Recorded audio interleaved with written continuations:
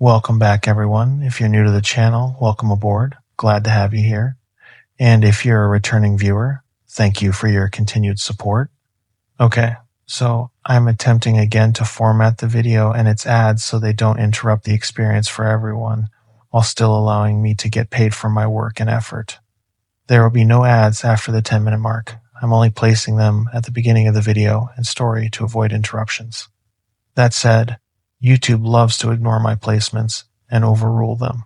So, I need everyone who watches this video to comment below and let me know if any ads show up after the 10-minute mark.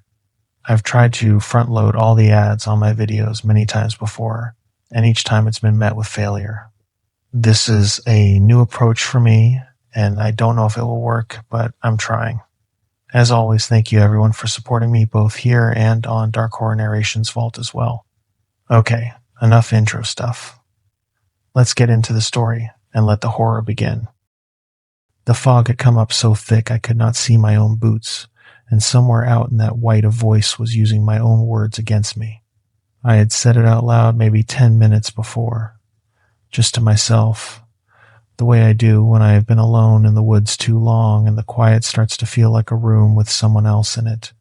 Where did I drop my compass? That was all. 5 words, low, half a mutter, the kind of thing I say and forget I have said. And now the fog was saying it back to me in my own voice. Flat and tinny and wrong, the pitch scraped down like a tape running slow, but the cadence mine. The little rise on drop. The way I swallow the end of a sentence when I am tired. It was me. It was me from 10 minutes ago, played back out of the trees. I stood in the wet, and I did not move, and I told myself it was the box, the junk box, the old gray shack with the busted weather unit that I had already figured out, already laughed at, already filed away as nothing. That was what I told myself. Because there was an answer for the voice, and the answer was a corroded circuit board and a shorting wire, and if I could hold on to the answer then I did not have to look up, but there was no wind. The vane on the shack roof turned on wind, and the wind was dead. Not low, dead. The hemlock stood in the fog without a needle moving, dripping straight down, and the clink had started anyway. Clink, clink, clink. Slow and even and patient, the sound of a metal thing turning on, a rusty bearing. Coming from a roof I could not see through 15 feet of white. I looked up. The cedar was right there, the big one. The ancient one I had used all week as a landmark because I could not lose a tree that size, and one of its branches, one of the thick low limbs as big around as my leg, was bending in the middle. Not swaying, bending. It folded at a joint no branch has, the way an arm folds at the elbow, slow, deliberate, peeling itself away from the trunk with a long wet creak of splitting bark, and the bark did not fall. It stretched. It came away in a shape that reached. I dropped the prism. I heard the glass break somewhere down by my feet, and I did not care about the glass. I was already running. The beginning is duller, and it comes first anyway, and you clowns are not going to let me skip it. We were in the wheelhouse, the low bar out on the mill road, with the 60-year-old neon salmon in the window that only lights up the middle third anymore, and the rain was coming down, the way it comes down, in that valley, in the middle of October. Steady and total, drumming the tin roof so hard we had to lean in to talk. Denny had his phone stacked on top of Cole's phone, on top of mine in the middle of the table, a little tower of black glass. Because none of them got a bar of signal down in that hollow, and none of them could stand to look at a dark screen, and I remember thinking that was the whole difference between them and me right there. They needed the world to be able to reach them. I had spent the best 2 years of my life driving to places on purpose where it could not. You know these two. Cole jumps out of airplanes into fires for a living. Denny finds the people who get lost and carries them out on his back, and he has the knees to prove it, and he will show you the knees. They are the biggest men I know, and they have spent 20 years telling me I have a cozy job, a desk job, a pencil job. Ben draws the maps so the real men can go get killed on them, that kind of thing, and I always took it, because for most of those 20 years it was true. And because a man does not get much credit in that crowd for being the one who lived. But that night, Denny said it one time too many.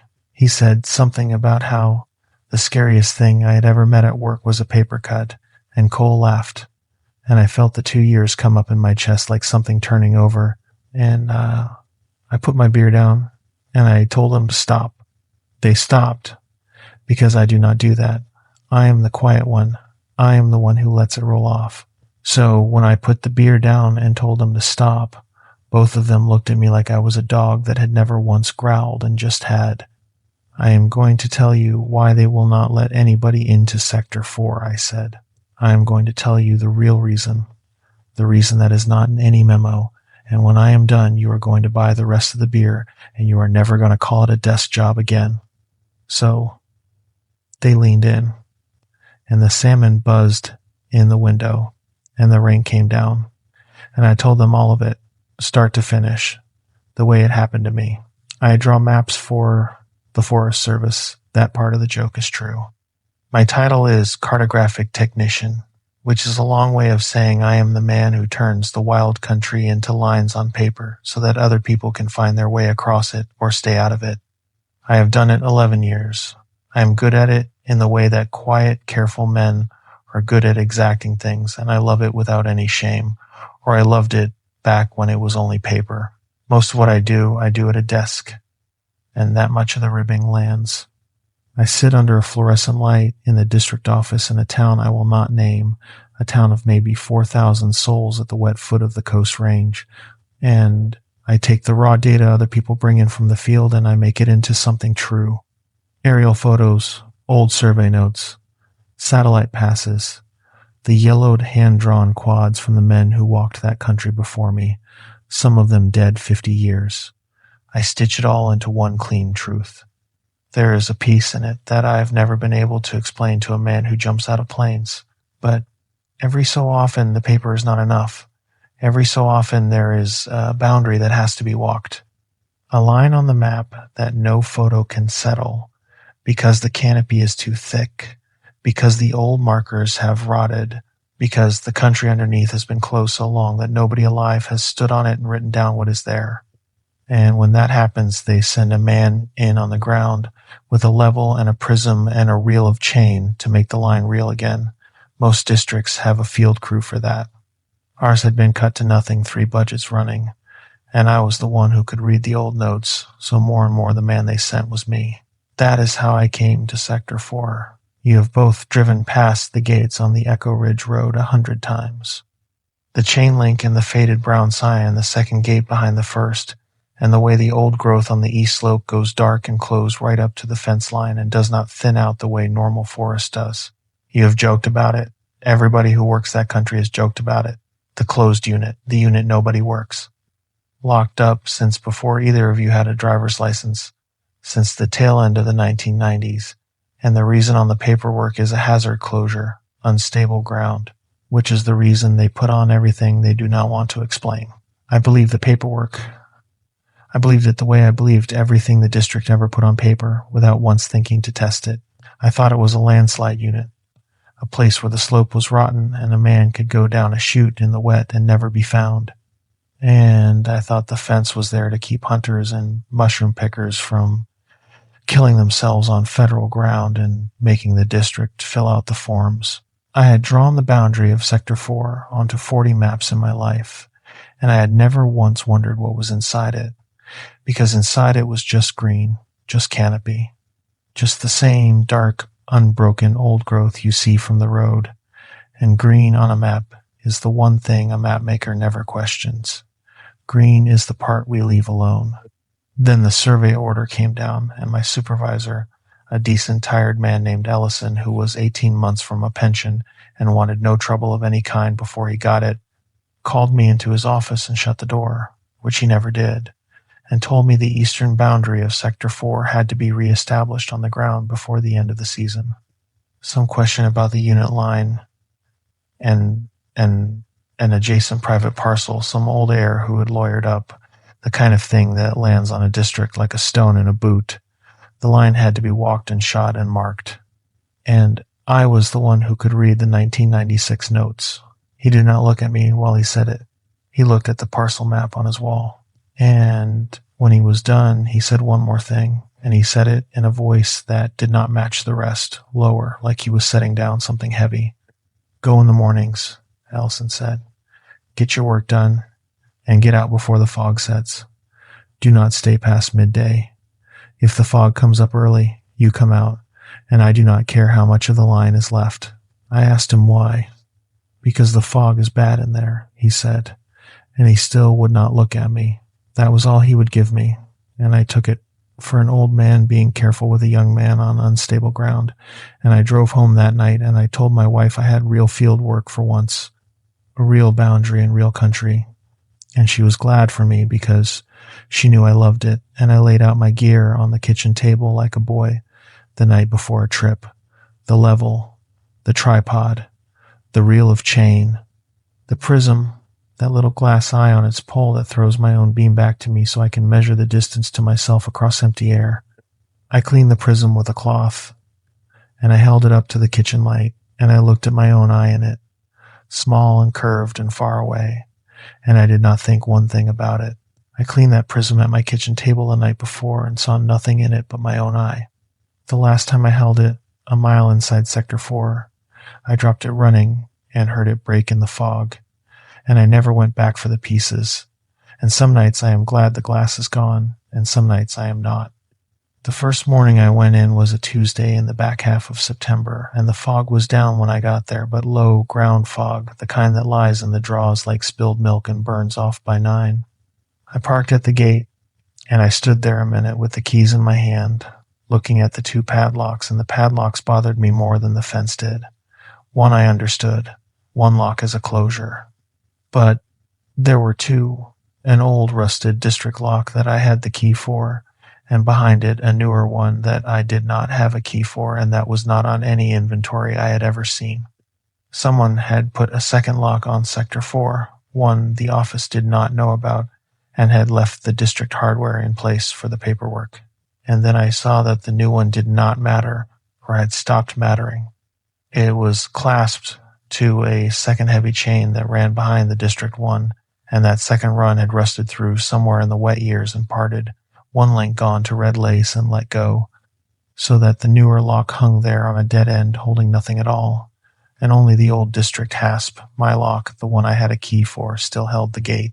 Somebody had meant that second lock to keep even a man with the district key from ever getting in, and the wettest country in the world had quietly eaten the chain it hung on, and I stood there and thought nothing of it, because a chain rusts through. Up here, a chain always rusts through in the end. I told myself a hunter did it. I told myself a lot of things that first week. I got the district gate open, and I left my truck, and I walked in on the old skid road, and for the first hour it was just work, good work, the best kind.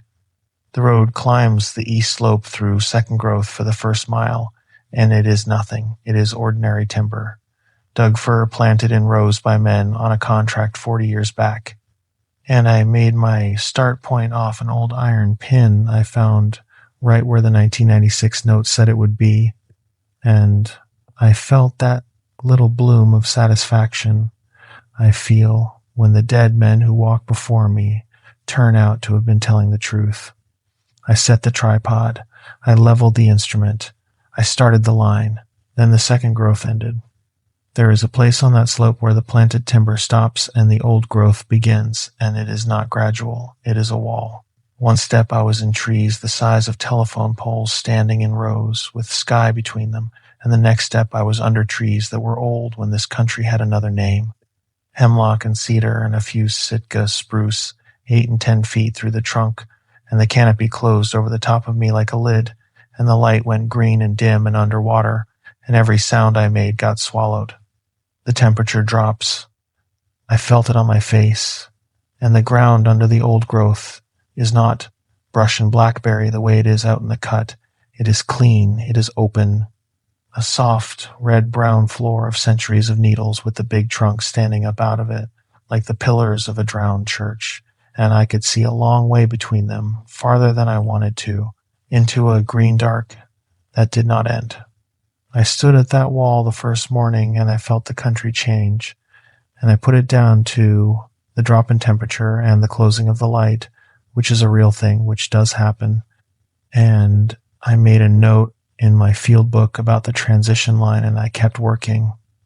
But I remember I stopped talking to myself when I crossed it. Out in the cut, I had been muttering the way I do, reading my numbers out loud, keeping myself company. Under the old growth, I stopped. And I did not decide to stop. I just noticed after a while that I had gone quiet, the way a person goes quiet in a church or a hospital, because the place asks it and there is no thinking to refuse. I worked the line east that first day for about 4 hours, and I got maybe half a mile of it done, shooting from station to station, driving my lath stakes, tying my flagging, filling my book. It is slow, careful work, and it took all of me. And taking all of me was a mercy, because it left no part of me free to notice how far I had come in under those trees, or how the green dark had closed up behind me. I came out by noon, the way Ellison said. The fog had not come up. I drove home tired and satisfied, and I told my wife the closed unit was just big old trees and a lot of quiet, and I believed that, and I slept fine. I went in 4 more mornings that week, and on the surface it was the same every time. Big trees, green dark, good work, the line creeping east. But the country was working on me under the surface, a little each morning, in ways I explained away one at a time as they came, because that is what the head does. It takes the wrong things one at a time, so I never had to look at the pile of them all at once. Let me lay the pile out now, the way I could not then. The Tuesday, it was the birds, or it was the absence of the birds. That country is loud with them in the mornings, even under the old growth, the winter wrens going off like little machines, the ravens arguing, the far hammer of a pileated on a snag, and I had stopped hearing them the way I had stopped hearing the clock in my own kitchen. They were just the sound of the woods being alive. And on the Tuesday, an hour into the unit, I straightened up from my instrument to rest my back, and I heard the wrongness before I could name it, and then I named it. There were no birds, not quiet birds. No birds. The whole living racket of the morning had switched off, somewhere between one station and the next, and I stood there in a green silence, so total I could hear the blood in my own ears, and it went on for a long, slow while. A minute, 2, and then a wren started up somewhere far off, tentative, and then another, and the morning came back on as if a hand had been lifted off it. I told myself a hawk had moved through.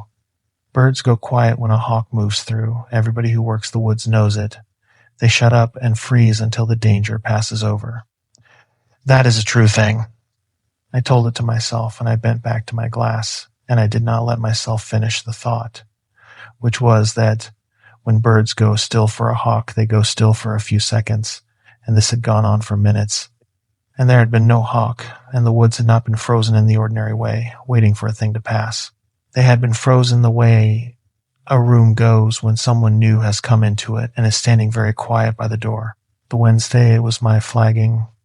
I run pink surveyor's ribbon, tie it at eye height on a limb or a stake, so the line reads clear when I look back down it, and I am particular about it. I tie the same knot every time, and I set it the same height. It is a habit 30 years deep. My hands do it without me. I came back through Wednesday morning to pick up my line from the day before, and 3 of my ribbons were on the wrong trees. Not gone, not fallen, moved, tied in my knot at my height, but on trees a few feet off the line where I would never have set them, so that the line as flagged now bent just slightly, just enough, off true and deeper north into the unit. I stood and looked at that for a while, and my head, my good head said, "You were tired. You tied them sloppy. You misjudged in the flat light. It happens." And I retied them true. And I did not let myself kneel down and look at the trees they had been moved to, because some back part of me had already noticed that the trees the ribbons had been moved onto made their own line, a clean straight line of their own, bending away from mine, north and east, deeper in, the way a thing would move a trail of crumbs to walk a man somewhere he had not meant to go. The Thursday, it was the smell, and the smell is the one I could not argue with as easily as the rest, because smell gets in under the head. It does not wait for permission. I was working a low spot where a seep crossed the bench, wet black ground, and I caught it there and I thought it was the seep at first, the ordinary rot of a wet place. But it was not the ordinary rot of a wet place.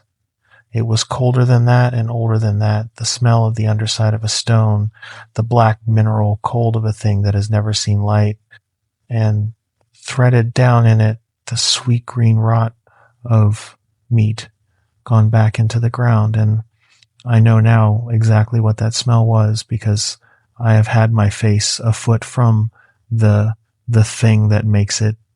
But on the Thursday, I only knew that it turned my stomach and lifted the hair on my neck, and that it was coming from no seep.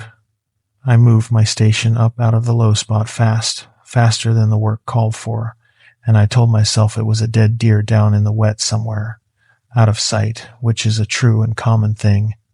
And I finished the morning up on the dry of the bench, and I did not go looking for the deer. And I did not once ask myself why, if it was a deer rotting in the seep, there were no flies, no ravens, no coyote sign, nothing in all that hungry country coming to feed on it. Nothing came near that smell but me. And every one of those mornings, under the birds and the flagging and the smell, there was the other thing, the thing that had no single moment I could point to, and so was the easiest of all to explain away, which was the feeling of company, the sense, low and constant and just under the skin, that the woods were not empty of me, that something kept its distance out past the far trunks, and moved when I moved and stopped when I stopped, and was, in some patient way I had no word for, keeping me company, learning the shape of my day. A man alone in big country gets that feeling and it means nothing. It is the animal in me refusing to believe I am alone. It is the oldest false alarm there is, and I told myself so every morning. And every morning, by the Thursday, I had started talking to myself again, low, reading my numbers, keeping myself company out loud against the company I could not see. And the woods took my voice the way they took everything, soft, complete, and I thought nothing of it. And I know now that nothing in that forest was more of a mistake than the sound of my own voice offered up into the green dark, morning after morning, for a patient thing to gather. It was on the Friday that I heard the clink for the first time. I was deep in the unit by then, close to a mile east of the gate, working a section where the slope flattened into a wide bench, and the trees stood even bigger and farther apart. And it was late morning, and the light was doing that thing it does in there where the fog starts to come up off the ground before I could see it. So the green dark gets a milk in it, a softness, and the far trunks start to go. I was leaned over my instrument with my eye to the glass when I heard it. Clink, just once. Metal on metal, a small hard sound, wrong and hard and out of place under those trees where every sound is soft and wet and organic. I straightened up and I listened. Nothing. Fir needles dripping. The far-off complaint of a raven. I told myself it was my own gear, a buckle, the chain reel settling, and I bent back to the glass. Clink, clink. Two more, slow, evenly spaced, a couple of seconds apart, and now I could tell it had a direction, east and a little north, farther along the bench, deeper in, and under it, so faint I thought I was making it up, there was something else. A voice. Not words yet, just the shape of a voice, flat and low and buzzing, riding under the clink like a radio in another room with the door shut. I am not a fanciful man. I make my living being the opposite of fanciful, being the man who does not guess, who measures.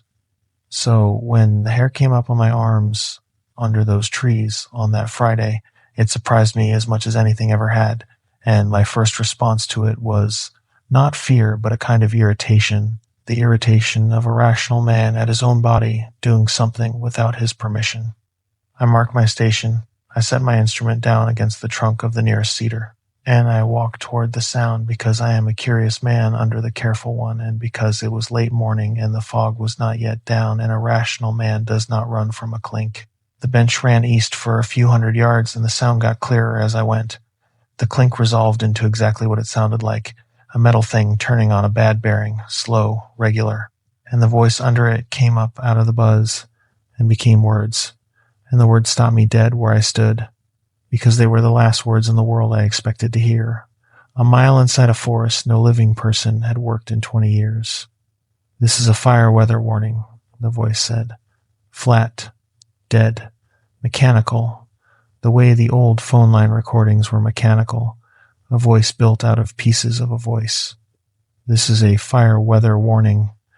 Conditions are extreme, remain, clear of the area." It said it again and again, every time exactly the same dead stresses in the same dead places. Conditions are, pause, extreme, and the little sit and catch between remain and clear that told me this was a machine reading a script, not a man, and the whole time the clink kept its slow, patient time under it like a metronome for the dead. I was not relieved right then. Not yet. A recorded voice a mile inside a locked forest is its own kind of wrong, and my skin knew it before my head could talk it down. But the head is a strong thing in me. It is the best thing I have, and my head got to work on it as I walked the last 100 yards, and my head said, recording, machine, loop. There is a machine out here running a loop, and machines have makers and power sources and a cause I could lay my hand on, and if I can find the machine, I can unhaunt the whole thing in about 1 minute. So I walked toward it with my head leading and my skin dragging behind, and I came up over a little rise on the bench, and there it was. A shack. A low gray wooden shack about the size of a large outhouse, sitting alone in a small clearing where a couple of the giants had come down in some old storm and let a little grudging light down to the floor. The wood was silver with age and green with moss on the north face, and it leaned, and the roof was a rusted tin sheet, and bolted to the roof was a thing I recognized, because I had seen its cousins in equipment sheds and on old inventories all my career. A remote weather telemetry unit, a remote automated weather station, one of those, the kind the service scattered all over the backcountry in the 80s and 90s to phone in temperature and wind and fuel moisture over radio so the fire people could do their math. This one was ancient. The little cross-armed anemometer, the wind cups, were seized and dead. But the wind vane, the tail, still turned, and it was the vane bearing making the clink, dry as a bone, screaming a tiny scream every few seconds as it swung a few degrees on whatever breath of air came through the clearing. I almost laughed. I felt the relief come up my back like warm water. There it was, the whole haunting, root and branch, a forgotten government box. I went and stood right under it. Up close I could read the whole story of it, and the whole story was junk. The unit was stenciled along one side, the paint faded but legible, United States Forest Service, and under that a unit number and an install date, and the date was 1996. Somebody had come out here 30 years ago and bolted this thing to this shack and wired it up and walked away, and the closure had come a couple years later, and it had been sitting out here in the wet ever since, phoning nobody. Powered by a crude little array of solar panels somebody had screwed to the south pitch of the roof at an angle. The panels were the old, kind, dark blue cells in an aluminum frame, and the glass on them was crazed and cracked and furred over with a green skin of moss and a mat of dead needles. But the wet coast range gets a few hours of gray light even under cloud, and a panel does not need much. The shack door hung on one hinge, and I pushed it open, and the smell came out at me, and it was a chemical smell, sharp and sour, the smell of a battery gone bad, and there was the rest of the answer. Along the back wall, on a plank shelf, sat a bank of old lead-acid batteries, the sealed gel kind, 6 of them wired in series, and they were bloated. Swollen up like something drowned, the cases distended and split at the seams. A white crust of dried acid crept down the plank under them, and a slow ooze still working out of the worst of them. 30 years of charging off those cracked panels every gray afternoon and discharging every night with no load to speak of. cooking themselves slowly, swelling, leaking, and still, somehow, holding just enough of a charge in the least dead of them to run a trickle of current to the board. And there was the board, bolted to the wall above the batteries, in a gray steel housing with the cover long gone, a circuit board green with corrosion, and I recognized the shape of it too, or the shape of its purpose. In the years those stations went out, some of them were fitted with a local broadcast function, a little voice synthesizer chip, and a low-watt transmitter, so that in a fire emergency the station could put a spoken warning out on a local frequency for anybody in range with a radio, an automated voice reading a canned script off the sensor data. This is a fire weather warning. Conditions are extreme. Remain clear of the area. That voice. It was a chip the size of a postage stamp, a dead technology, a robot reading the same sentence into an empty forest for 30 years. And I found the short. I did, standing right there. A wire ran from the housing up through a gap in the roof to the vane assembly, some old sensor lead, and the insulation had rotted off it years ago, and the bare copper had gone green and soft. And every time the vane swung on its dry bearing and made its clink, the bearing arm brushed that bare wire against the steel of the housing and closed a circuit that should have stayed open. And that stray contact was kicking the board, waking the dead chip, triggering the loop. Clink, contact, voice. Clink, contact, voice. Wind moves the vane, vane shorts the wire, wire wakes the box says it's one sentence. A perfect little machine of decay, running on cracked sun and swollen acid and rust, saying the same dead words into the same dead trees, over and over, for as long as there was one bad afternoon of light to charge it. I stood in that reeking shack and I laughed out loud. I did. Alone, a mile inside Sector 4, I laughed, and my laugh sounded strange and loud in there, and I did not care, because I had it. The whole thing. There was no ghost and no landslide and no reason on God's earth to fear the closed unit. There was only a piece of the government left running in the woods, and I felt like a fool for the hair on my arms, and I felt good. The specific good of a rational man whose reason has just paid out. There was a thing I skated past. It was the first thing I chose not to see.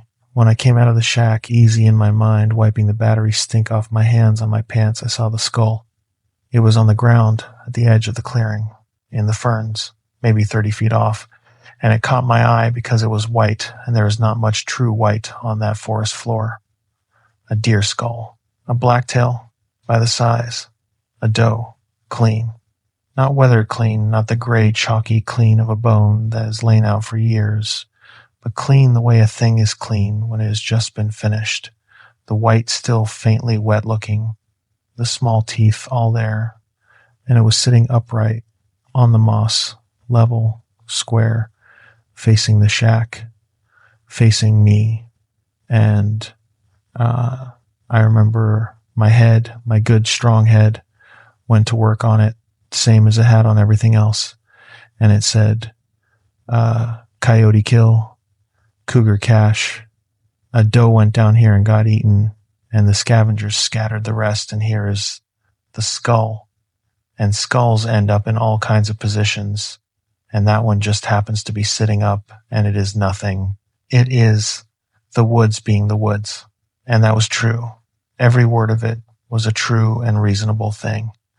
A doe dies, a skull remains. It happens 10,000 times a year in that country. There was nothing in it that a reasonable man had to explain, except that the rest of it was gone. Not scattered. Gone. When a deer gets eaten, there is a debris field, hair and hide and cracked long bones, and the big pelvis dragged off a little way, sign all over the ground for anybody who can read it, and I can read it. There was none. There was a clean white skull sitting square on unbroken moss with not one other bone, not one tuft of hair, not one scrap of hide within sight of it, as if the animal had walked to that spot and left only its head behind, set down, careful, aimed at the door.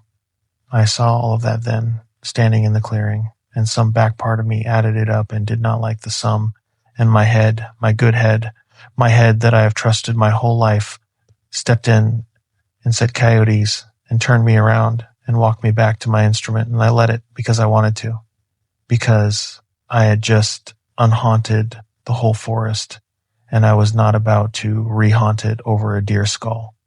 I went back to my line. I finished my morning. I came out before the fog. I told my wife the mystery of the closed unit was a broken government weather box and a lot of coyote killed deer, and she laughed, and I slept fine. I slept fine that night. That was nearly the last of the sleeping fine, and I did not know it. And if I had known it, I do not think I would have believed it, because on the surface, the whole thing was solved, and a solved thing is supposed to stay solved and let a man sleep. But a solved thing has to stay solved, and mine would not. It came apart slow over the next week and a half, back at my desk, in the ordinary fluorescent daylight where nothing bad has ever happened to me, and it came apart in the one place I could not lock a gate against, which was the back of my own head. At 3 a.m, I would go down fine, and I would come up at 3 every night, white and cold, my pulse going hard, and I would lie there in the dark beside my sleeping wife, and my good head would start laying the box out for me all over again. The cracked panels, the swollen batteries, the shorted wire, the dead chip, and its one dead sentence, patient, reasonable, a perfect little machine of decay. And every night the box held right up until the head got to the skull, and then the box came apart, because the box did not explain the skull. The box could not clean a doe down to white in a night and set the head up square on unbroken moss facing its own door, with every other bone in the world carried off. A shorted wire does not do that. Coyotes do not do that. Nothing I could name did that, and lying in the dark I could not make my head not name it, and so every night I got the whole forest unsolved again, one reasonable piece at a time, until I was lying stiff in my own bed at 3 a.m, as churchy and small as I had been that first step under the old growth. And it was in one of those 3 o'clock stretches, maybe 4 nights on, staring at the ceiling, that I remembered the prism. Placed it, the way a lost thing surfaces the moment my guard was down, exact and sickening. I had set it against the base of a cedar on the bench when I walked off toward the clink, and I had come back to my instrument from a different angle, and I had packed up and walked out of Sector 4 and left $900 of the district's glass leaned against a tree, a mile inside a locked forest. And I lay there and I felt two things at once, and they did not fit together, and they have never fit together since. I felt the ordinary clean dread of a man who has lost expensive gear he signed for. And under it, wider and colder and with no bottom to it, I felt a thing I had no business feeling about a piece of glass on a stick, which was that I did not want to go back in there after it, that I would rather pay for it, that the thought of walking back across the wall where the second growth ends and going quiet under those trees and out along that bench to that clearing, to that cedar, past that white skull sitting square on the moss, put a cold in me that a $900 loss had no right to put. So I did the coward's thing with it. I put it off. I told myself I would go back for it when the weather firmed up, when I had a free morning, when the next field errand took me out that way anyway, and none of those were the reason, and all of them were the reason. And a week and a half went by, and the property card sat in Ellison's drawer with my name on it, and the glass sat against that cedar in the dark and the wet, and I did not go, and I slept worse and worse. And finally it was a plain, small, stupid thing that made me go, the way it is, always a plain, small, stupid thing. Ellison did a quarterly property audit. My name came up on a signed-out prism. He asked me where it was. That was the last of the sleeping fine. The prism was the reason I went back. A small, stupid reason, and the true one. And if it had been anything grander, I think I would have found a way to talk myself out of it. I could have written it off even then. Men lose gear. But Ellison signed the property cards, and Ellison was 18 months from his pension and allergic to any loose end that might follow him into it. And a $900 prism logged out to me and abandoned in a closed unit was exactly the kind of loose end that would follow a man. And once his audit had my name next to that glass, it was going to follow me until I brought it in or paid it off. I told him I knew right where it was, which was true. I told him I had a last bit of line to close out there anyway, which was half true. I did not tell him the cold that had been sitting in me for a week and a half at the thought of going back for it. He gave me the same thing he always gave me: go in the morning, be out before the fog, and he did not look at me when he said it, and the not looking landed different now than it had the first time. And I drove out to the Echo Ridge Gate that Monday one more time. It should have been one more morning. The line was almost done. The prism was where I left it. I would walk in, finish my last quarter mile, pick up the glass on the way out, and never set foot in Sector 4 again. It was a Monday morning like the others. The fog was down but low. The padlocks were where they were, the record lock and the secret one. I let myself in, and I walked in on the skid road, and I crossed the wall where the second growth ends and the old growth begins, and I went quiet the way I always went quiet in there, and it was just work for a while. One more time. I finished the last of the line by mid-morning, drove my last stake, tied my last flag, closed my book on a boundary that was whole again for the first time in 30 years, and I felt that small, clean satisfaction one last time. And then I turned east along the bench to go get my prism, and going east to the prism took me past the clearing, past the shack, and I had told myself I would keep my eyes down and walk on by, and I did not, because a man cannot help but look at the thing he is afraid of, and I looked. The shack sat where it had sat, gray and leaning. The dead unit bolted to the roof, and I stood at the edge of the clearing, and I made myself look at the box for a moment, my box, my solved thing, and I got no comfort from it at all. And then I looked for the skull, because I had to know if it was still there, and it was still there, and it was not alone. There had been one. A single deer skull, a doe, sitting square on the moss facing the door, the last time I stood here. There were 3 now. 2 more had joined the first, set out in a row along the edge of the clearing, evenly spaced, all of them clean and white and finished, all of them level and square and aimed the same way, at the shack, at the little clearing, at me, a doe, and a bigger one, an elk by the size, its skull long as my forearm, and a third that I stood and looked at for a while and could not fit to any animal I knew, too round in the wrong places, and I did not let myself finish that one either. 3 clean skulls in a row on the moss where 2 weeks before there had been one, and no other bone anywhere, no hide, no sign, nothing that dies, leaving only its head behind 3 times in one small clearing, set out in a line like plates on a shelf, each one a life this clearing had gathered and set down, and I understood standing there that whatever had been keeping me company along the bench all week had not been idle in the days I stayed away, and that it had been working, and that the work went on whether I came or not. I did not go closer. I did not touch them. I turned east along the bench toward my prism, walking faster now, not running, telling myself I would get the glass and get out and never come back, and I got maybe 200 yards, and the fog came up. It did not creep. That is what I noticed first, and what I could not talk down. Every other day I had watched it come, watched the milk seep up out of the low ground, and thicken through the middle hours until Ellison's warning made its own sense. This came like a held breath let out.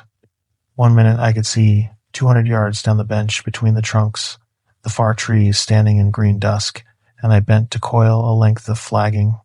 And when I straightened, the far trees were gone, and the near trees were going, and the world had shut down to a white room maybe 15 feet across, with me in the middle of it. No wind brought it. It did not roll in from anywhere. It closed, all at once, from everywhere, the way water closes over a dropped stone. I stood still, and I did the thing I was trained to do, which is nothing, which is wait and get my bearings. I had a compass. I had a rough count of my paces east. The prism was maybe 300 feet along the bench at the base of the big cedar, and the bench was flat and clear, and I knew this ground now. I had worked it a week, and fog is only fog. I told myself fog is only fog. I got my compass up, and I shot my line east, and I started walking, counting my paces, 1-1 to 1,000, 2-1 to 1,000, the way I always counted when the fog took my eyes. I found the cedar at 110 paces, its great trunk coming up gray out of the white right where the Count said it would be, and leaned against the base of it, exactly where I had left it 2 weeks before. Wet through and beaded with fog, but whole, was the prism. I have never been so glad to see a piece of glass. I picked it up, and I felt the ordinary weight of it in my hand. The reason I had come, the thing that would let me walk out of Sector 4 for good. And for one whole breath the fog was only fog, and the woods were only woods. And I had what I came for. I turned to shoot my line back west, back toward the gate, with the prism in my hand. That was when I heard the clink. My whole body understood before my head did, because the head had an answer ready and the body knew the answer was wrong. The head said, "The shack, the vein, the loop, you know this one, it is only the box." And that was almost a comfort for about 1 second. But the body had already noticed the thing the head was working hard not to notice. There was no wind. The vein turned on wind. I had watched it. A breath of air came through the clearing and swung the tail, and the dry bearing screamed its clink, and the bare wire kissed the housing, and the dead chip woke and said its sentence. No wind, no swing, no clink. That was the machine. That was the whole machine, laid bare, that I had laughed at a week ago. And the fog around me was dead still, so still I could see it hanging, not drifting, not moving at all, beaded on the hairs of my arms. And in that dead still air the clink came again, slow, even patient. Clink, clink, clink. A metal thing turning on a bad bearing in air that was not moving anything at all. I stopped counting paces.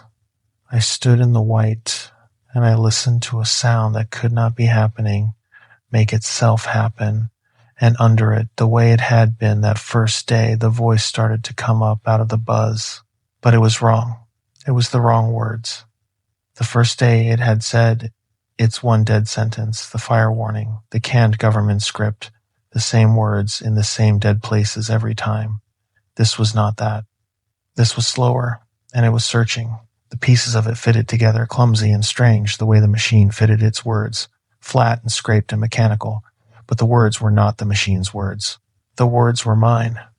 "Where did I," the voice said, out of the fog, in my own flattened, stolen voice, "where did I drop my," and then a sound I will hear until I die.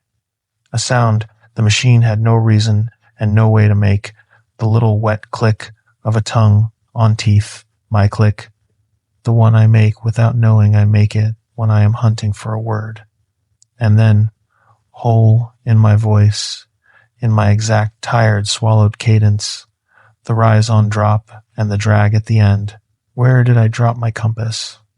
I had said it, not 10 minutes before, standing right where I was standing, when the fog first closed and I fumbled my compass out of my breast pocket. I had said it under my breath, to myself, the way I say everything to myself in the woods. Where did I drop my compass? I had not dropped it. I had it in my hand. It was just the thing a man says. And now it was coming back to me, out of the white, in my own voice, assembled, learned, the machine that only ever knew one sentence, somehow, saying my sentence, this sentence I had made 10 minutes ago, in the empty air where nothing lived, to hear it. That is when the head stops helping. I have thought about this a great deal since. The head is a machine for making the world make sense, and it will work and work. It will give me coyotes for the skull and a shorted wire for the voice. It will hand me an answer for everything, right up to the moment the answers run out, and then it does the thing I did not expect. It does not fight. It goes quiet. Mine went quiet. All at once, the way the fog had come up and left me standing in a white room with a sound in front of me that had no answer, and in the sudden quiet of my own head I heard how loud my heart was. And I understood, in a way I had no words for yet, that the loudness of my heart was the thing in the fog with me, that it could hear the loudness of my heart, that the loudness of my heart was what it wanted. I did not run yet. I did not run. Because some cold thread of the careful man was still holding, and the careful man said, quietly, "Do not run in fog you cannot see through. You will hit a tree. You will go off the bench. You will break a leg and lie here." So I did not run. I turned, slowly, to put my back to the sound, to move away from it toward the gate west, and as I turned, my eyes went up, the way eyes do, looking for the sky, looking for anything, and they found the cedar. Not my cedar, not the one the prism leaned against. A different big one, close, close enough to see whole even in the fog, standing right at the edge of my little white room. And I looked at it because it was the only solid thing in a world gone to milk, and while I was looking at it, one of its branches moved. It moved the way things move in the worst kind of dreams, slow and certain and without any hurry at all, and it was one of the low limbs, a heavy one, and it did not sway and it did not fall. It bent. In the middle where no branch bends, it folded at a joint, and the joint worked like an elbow works, and the bark over the joint did not crack and drop, it stretched. It went taut and shining across the swelling of the bend the way skin goes, taut over a knuckle, and the limb peeled itself off the trunk with a long, low groan of splitting wood that I felt in my teeth, and it reached down toward the ground toward me, and I saw that the far end of it, the end that should have been twigs and needles, was not. It tapered and it split into long, woody fingers, 5 of them, too many joints in each, and they opened as the arm came down. I ran. The careful man was gone, drowned, and I ran into the fog I could not see through with my arms up in front of my face, and I hit a trunk with my shoulder hard enough to spin me, and I kept running. And I hit another, and branches I could not see opened my cheek and my hands, and I did not care, because behind me I could hear the wood coming, that long groaning peal of a whole tree remaking itself, and under it, chasing me, patient, my own voice, saying my own words, where did I, the machine that had learned to be me reading me back to myself as it came. I do not know how far I ran, or in what direction. West, I hoped, toward the gate, but the fog had taken west along with everything else, and the compass was somewhere in my fist, forgotten, and I was not counting anything anymore, I was only running. And the bench must have ended because the ground tilted down under me and got broken and littered, and that is where I lost my feet. My boot went under a wet root, buried in needles, and my whole weight came down on it, and it held, and I did not. I went down and forward, and the ground opened. There was a giant down across the slope, one of the old spruces, 8 feet through, long dead and half sunk into the earth, and grown over with a whole hanging world of moss and fern and huckleberry. And the trunk had rotted out underneath into a long, low hollow between the wood and the ground, a cave of soft, punky red rot and old, dark. And I went into it head first off the lip of the slope, and I fell into the dark under the log. And the breath went out of me, and the world stopped, and the forest died. I do not have a better word. The forest died, all at once, in the space of a breath I could not take. Everything that had been making sound stopped making sound. The drip of the fog off 10 million needles, the drip that never stops in that country, that I had stopped hearing the way I had stopped hearing my own blood, stopped. The far raven stopped. The small tickings and settlings of a living wood, the things below hearing that tell the animal body it is somewhere alive, all of them gone, cut in an instant. And the silence that came down was not the absence of sound. It was a presence. It was a thing with weight. It pressed on the 2 little drums in my ears from the outside the way deep water presses, that same fullness, that same ache. And I lay in the rot under the log with my mouth open and no breath in me. And I understood that the silence had come because it had come, that the wood had gone quiet the way everything goes quiet when the thing that eats it arrives, and that I was not going to be allowed to move. For a long time nothing came. That was almost the worst of it, that first stretch of nothing, because it gave the head time to come back online, and the head came back wrong, came back frantic, throwing up every reasonable thing at once. You fell. You are in shock. You hit your head. There is nothing out there. Get up. Get up and walk out. Count your way to the gate. And the animal under the head, the old animal, the one that kept my grandfathers alive long enough to have children, put one flat, cold hand over the mouth of all that and held it down and said, in no words at all, "Do not move."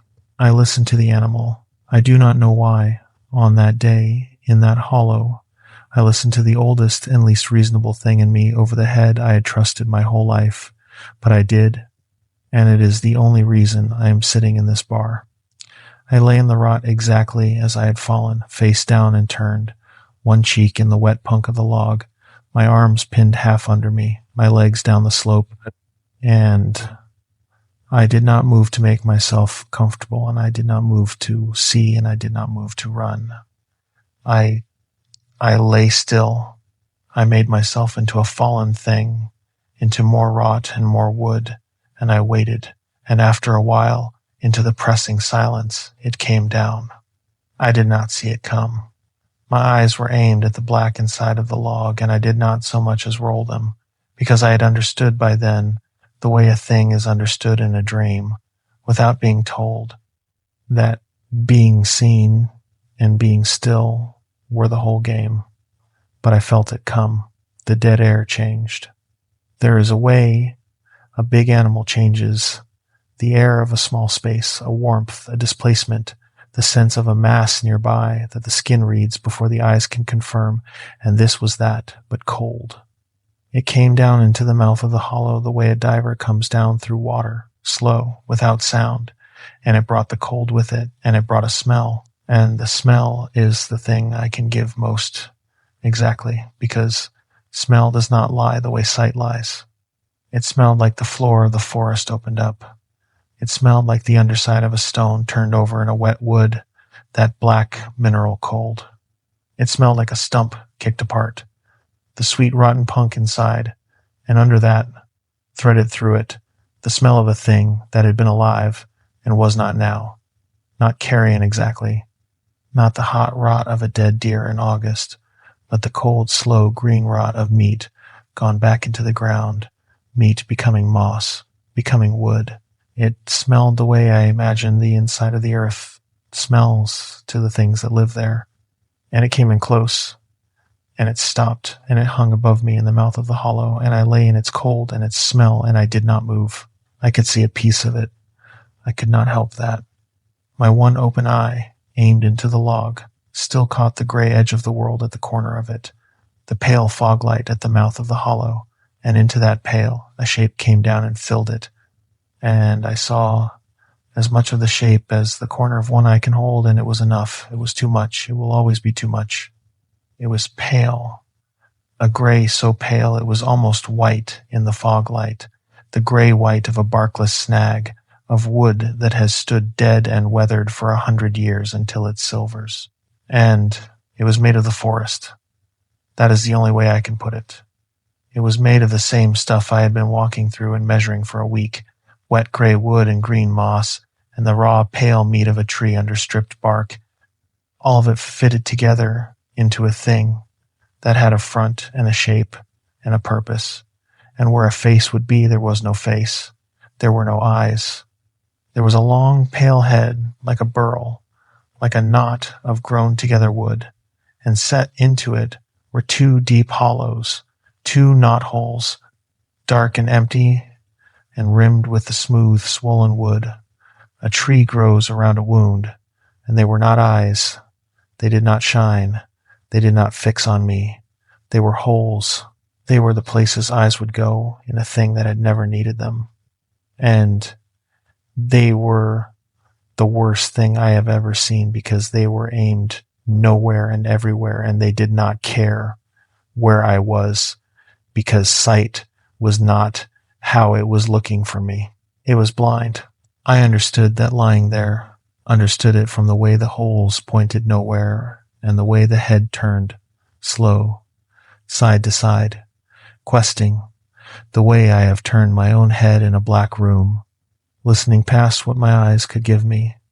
It could not see me. It did not hunt with eyes. And I understood in the same wordless rush what it did hunt with, because I could feel it doing it. The head came down close, a foot from mine, and it went still, and it listened, and the thing it was listening for was inside my chest. My heart. It had lost me when I went into the hollow and stopped, when I went from a running, screaming beacon of life to a still, cold, fallen thing that gave off nothing, and it had come down to the last place the beacon had been. And now it hung there in the dark, and it listened for the one thing I could not stop, the one drum I could not still, the heart slamming in my chest so hard I was sure the rot under me shook with it. And I lay there, and I begged it, in my head, in the only voice I had left, be quiet, be still, please, please, be still. And then it answered my heart. My wife does not know this part. Ellison never knew it. The doctor they made me see never got it out of me. The thing above me, the pale blind wooden thing hanging a foot from my face, made a sound. Deep in it, in the pale meat of its chest, a wet, slow sound started up, a soft, heavy thump, and another thump, and another, and it was not its sound. It had no more heart than a stump has a heart. It was my sound. It had found the drum it was listening for, and it had learned it the way it learned everything, the way it had learned my voice off the fog, and it was giving it back to me, thump, thump, thump.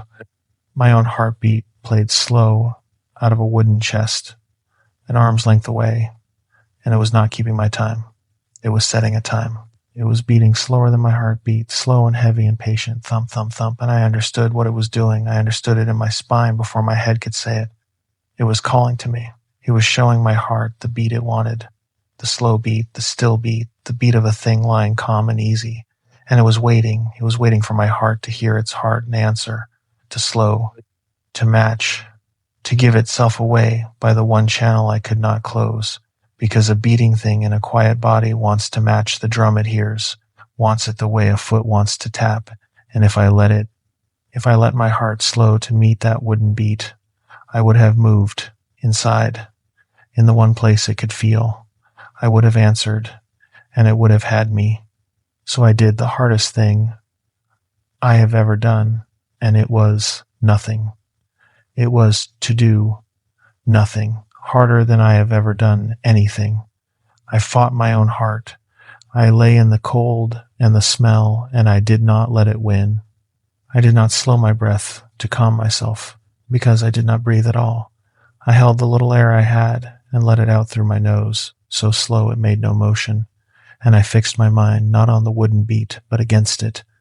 I counted a rhythm of my own inside my skull, fast and ragged and wrong, out of step with the thump on purpose. I made myself a broken clock so my heart would have nothing clean to match. And I stared into the black inside of the log, and I did not blink. My eye burned. The cold sweat that had soaked me froze on my skin in the creature's cold, and I did not shiver.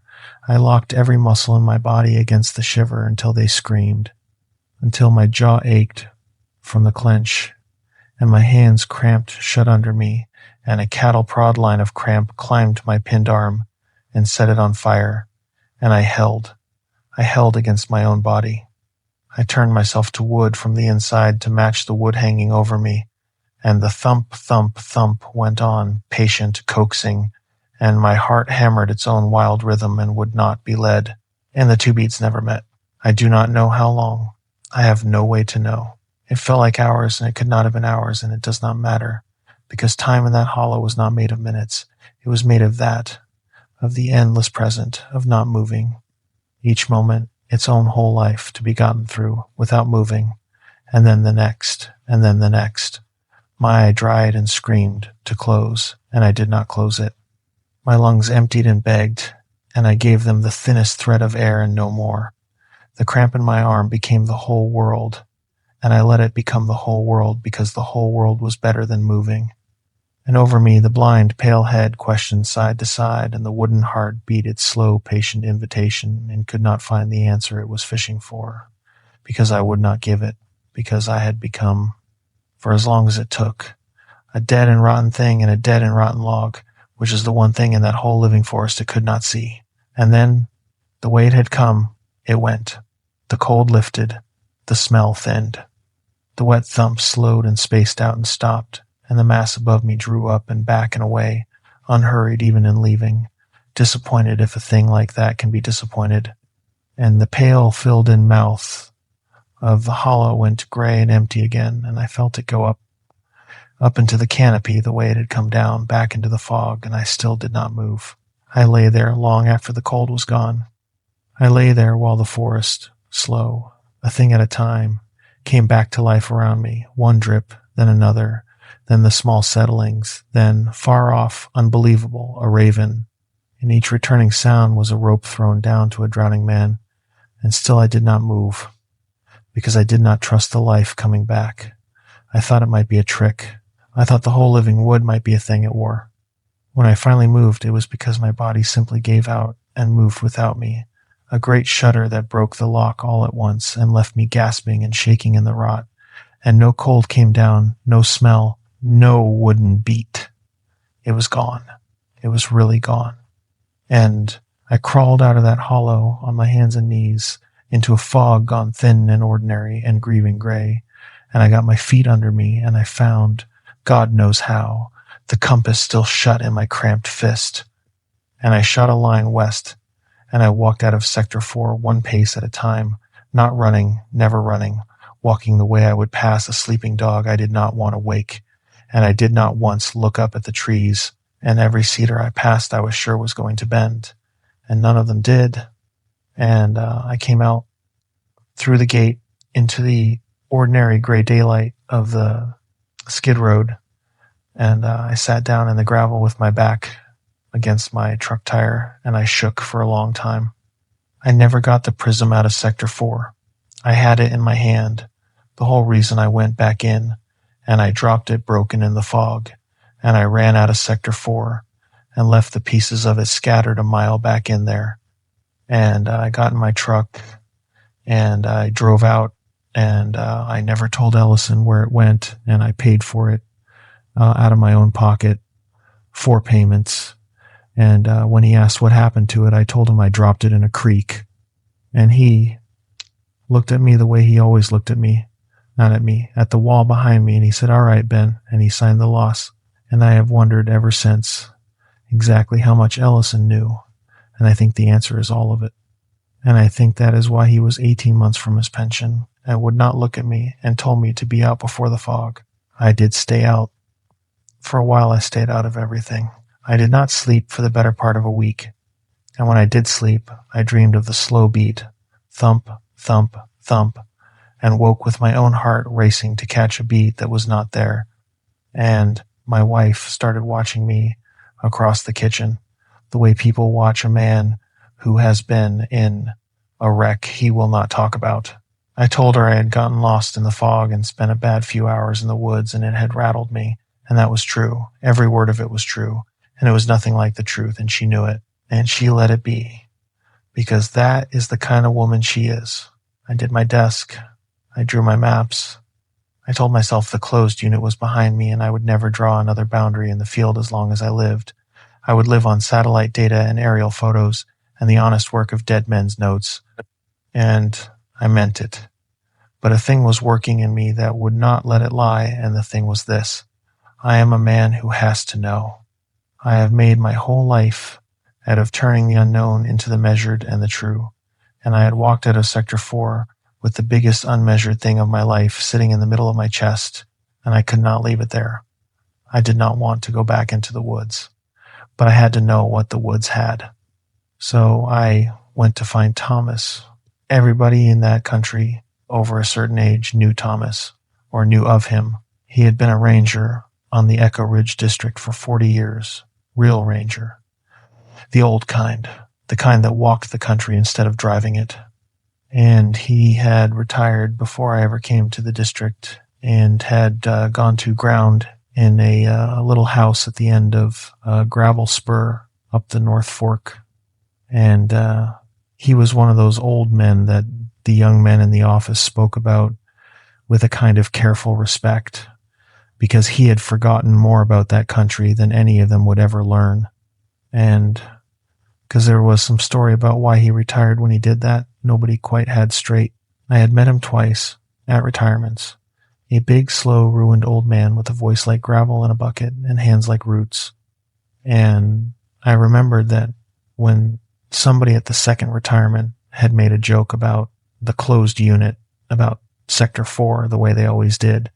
Thomas had not laughed. He had set down his coffee and left the room.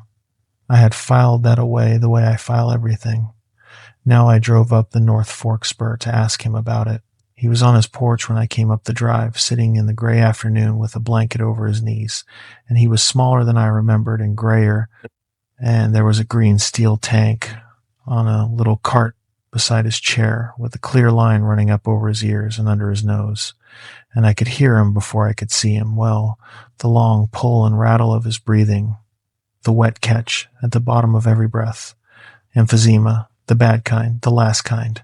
40 years of wood smoke and pipe tobacco, and the damp had eaten his lungs down to lace, and he was living out the end of it up there at the end of the gravel, with a tank of oxygen and a view of the ridge he had walked. And he watched me come up onto his porch, and he looked at my face, really looked at the healing scratch down my cheek and whatever was in my eyes.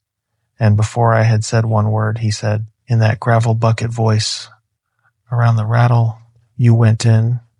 I did not answer. I did not have to. Which gate did you use? He said. The old lock or the new one? The old one, I said. I did not have a key for the new one. He nodded slow, and he looked out at the ridge, and he was quiet a while, working his ruined breath, and then he said, I put the new lock on, 1998. My own lock and my own chain, run in behind the district gate, so that even a man who had the district key would find the way barred and would have to turn around, because the district key is on a board in the office, and I could not trust a board in an office. I have carried the key to that lock for going on 30 years so that no living soul would go in there. And then he stopped, and he worked his breath, and he said, and I could not carry it up the last hill anymore, and I did not know the chain had gone. The wet takes everything up here in the end. It took my lungs, and it took my chain the same year, and neither one told me. And it lets you walk right in past the lock that has kept men out since before you were grown, and I am sorry, son. I am sorry you went in. Sit down. I sat down. And Thomas told me about the wood weavers. He did not call them a legend, and he did not call them a myth, and he did not once say, I do not expect you to believe this, the way someone does when he is about to lie or does not believe it himself. He talked about them the way I talk about a boundary line, as a fact of the country, a hard fact, the hardest, and I have thought since that this was the thing that undid the last of my doubt. Not what he said. How he said it.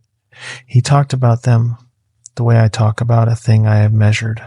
They were in the country before the country had this name, he said. The people who were here before us had a word for them, and the word did not translate to Weaver. But Weaver was the closest he had ever gotten from the one old man who had told him, an old man on the res who was gone now, gone a long time, and Weaver was the word Thomas used because of what they did. They were not animals, and they were not ghosts. They were something the deep old woods made, or something that came into the deep old woods so long ago that the woods had made a place for them, a part of the forest that had decided to be hungry. That was how the old man had said it, and Thomas had never found a better way to say it either. A part of the forest that had woken up hungry and stayed. They had no bodies of their own. That was the whole heart of it. They were formless, he said, less than fog, a want without a shape, and a want without a shape cannot do anything in the world of things, cannot touch, cannot hold, cannot feed. So they made bodies, they took them. When one of them wanted to move in the world of solid things, wanted to hunt and hold and feed, it had to weave itself a body out of what the forest had, out of wood and moss and stone, and out of the one thing the forest could not give it on its own, which was the pattern of a living creature, the shape of a thing that breathed, and the only place to get the pattern of a living thing was out of a living thing. That is why they mimic, Thomas said. People think the mimic is the trap, the voice in the fog, the sound that draws you in. And it is a trap. It works as a trap. But that is not what it is for. The copying is not the lure. The copying is the feeding. When it takes your voice, it is not calling you closer. It is learning you. It is taking the pattern of you off the air, the way you take a rubbing off a stone. Your voice first, because your voice is easy. It is already out in the world where the thing can reach it. And then, if it gets you close enough, if it gets you still enough, the rest, the beat of you, the breath of you, the exact particular way that you and no other living thing in the world are alive. And when it has the whole pattern, when it has learned you all the way down, it weaves that pattern into the wood. It builds a body around the stolen shape of your life, and it wears you. It walks out of the deep woods wearing the exact pattern of a living man. And the woods have a new hungry thing in them that looks and sounds and moves like somebody's son. I asked him about the skull, the clean deer skull sitting square on the moss, aimed at the shack, with nothing else of the animal anywhere near it. I told him how the head of the doe had been finished white and set upright, and how I had told myself coyotes, and how it had not been coyotes. Thomas closed his eyes when I said it. He worked his breath a while. Then he said, "The skull is the leaving. When it weaves a body, it does not use all of what it takes. It takes the pattern, the living pattern, and it takes the meat and the marrow to weave into the wood, to make the wood quick, to make it move like flesh. But the pattern lives in the soft parts, in the voice and the heart and the breath. And once it has copied those, it has no use for the hard, dead middle of the head, the skull, the part that never moved and never breathed and carried none of the pattern. So it sets it down. It cleans it and it sets it down at the place where it wove, upright, facing out, the way a man sets down a thing he is finished with. I do not think it means it as a marker. I think it is just what is left when the weaving is done, the one part that was never alive enough to use. But I learned to read them in my 40 years. Where you find a skull set up clean and square and alone, with the animal gone from around it, a weaving happened there. Something walked out of that spot wearing a life. And the skulls I found were mostly deer, sun, mostly elk, an old bear once, mostly. He did not finish the mostly, and I did not ask him to. He told me the rest of what he knew, which was the part I had lived, the part about how it hunts. It is blind, he said, in the way we mean blind. It has no eyes because it never needed eyes. It reads the world, the way the deep woods read the world. And the deep woods have no eyes either and know everything that moves in them. It feels the weather change in its skin. It feels a footfall through the ground from a long way off. It feels the beat of a living heart and the push of living breath through the still air, and that the life of you, the motion and the warmth and the beat and the breath, that is the only thing it can find. It cannot find a thing that does not move and does not breathe and does not beat. A stone is invisible to it. A fallen log is invisible to it. A dead thing, a truly still thing, a thing giving off nothing, might as well not be in the world at all. That is the rule, he said, and he looked at me, and his ruined eyes were steady. That is the only rule there is, and it is the rule that lets you crawl out of that hollow when 100 better men did not. You went still. You went stiller than fear lets most men go, still enough to fall out of the world it can see, and it lost you, and it hung over you, and it played you your own heart to try and coax you back into moving, and you did not move. That is the whole of it. It cannot take what will not move. When it comes, and God keep you from it ever coming again, you do not run because it feels you run. You do not hide because it feels you breathe. You go down and you go still and you go stiller than that. You turn yourself dead from the inside and you wait and you outlast it because it is patient, but it is not patient forever. There is other life in the woods and it will go and find an easier heart. Still is the only door out. Everything else it can feel. I asked him how he knew all of it. Not to test him. I believed him by then, believed him all the way down. I asked because I wanted to know how a man comes to carry a thing like that, and because I think some part of me needed to hear that he had come to it the way I had, out of a bad day in the woods he could not explain, so that I would not be the only one. He came to it the hard way, he said, same as me, only worse, because In his day, there was no one to drive up a gravel road and ask. He had come onto the district in the early 1970s, a young ranger, sure of himself, and Sector 4 was not closed then. It was just a unit like any other, timbered old growth on a bad slope that the crews did not much like working and could not have said why. And in his second summer, 2 men went into it after Blacktail in the early season, a father and his grown son, local men, and the son came out and the father did not. The son was 3 days coming out, Thomas said, and when he came out he was the way that boy Aaron Volk is now, the way I have heard he is, though I put it together only later. Whole, not a mark on him. And gone behind the eyes, locked up, and he would not say what had happened up there, and he never did say. Not in 40 years. And he died an old man last winter and took it with him.